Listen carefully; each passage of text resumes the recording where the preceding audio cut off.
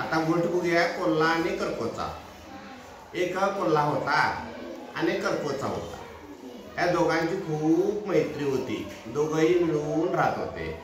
खायचं असेल तरी मिळून खायचे, जायचे असेल तरी मिळून जायचे। समजा तुम्हाला काय खूप मैत्री होती। एकदा काय केलं, त्या कोल्ह्यानं त्या करकोच्याला बाबा माझ्याकडे जेवणाला ये असं म्हणून जेवणाला बोलवलं। आणि बगळा गेला की मग करकोचा गेला की जेवणाला, आणि कोल्ह्यानं काय केलं, चांगली खीर तयार केली आणि या करकोच्याला बोलवलं।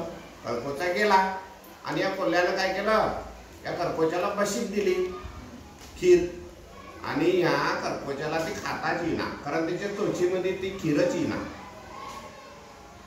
बिचारा करकोचा उपाशीच राहिला।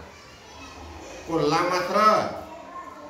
मात्र या बशीतली खीर मटा मटा मटा करून काय केला, खाऊन पोट भरून घेतला।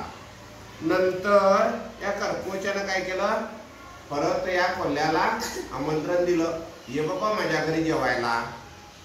गेला की कोल्हा कोणाच्या घरी, करकोच्याच्या घरी।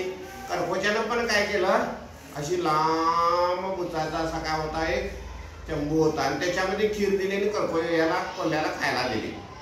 कोल्हा बिचारा ह्याच्यात तोंड घालून बघितला, तोंड का जाईना, आणि त्या दिवशी कोल्हा उपाशी राहिला।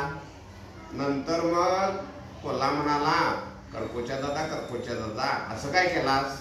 करकोच्या म्हणाला, तू पण मला कशामध्ये दिलास, बशीमध्ये दिलास, मी उपाशीच राहिलो, आणि म्हणून मी तुला कशामध्ये दिले, लांब गळ्याच्या चंबूमध्ये दिली।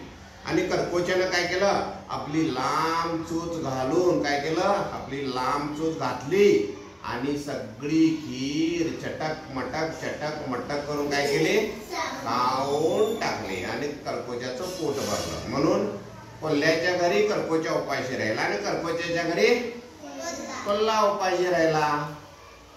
बंद कर।